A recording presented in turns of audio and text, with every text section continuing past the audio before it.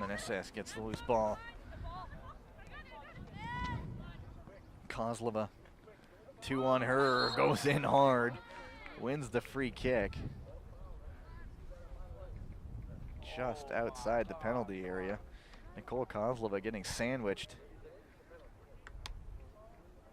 And it is a yellow card. Was it in the penalty area? Looks like it may have been. Not sure if the pointed to the spot initially. Gets Sabadash going the wrong. Not the best of clearances from Sabadash. It comes back to Raimondo.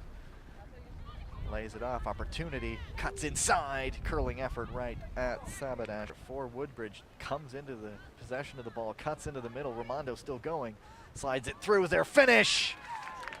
Yes, there is. Nicole Kozlova puts that one away, her second of the year. It is now. Kurovsky. Nice bit of skill. Pops coming in. Given away though, Kozlova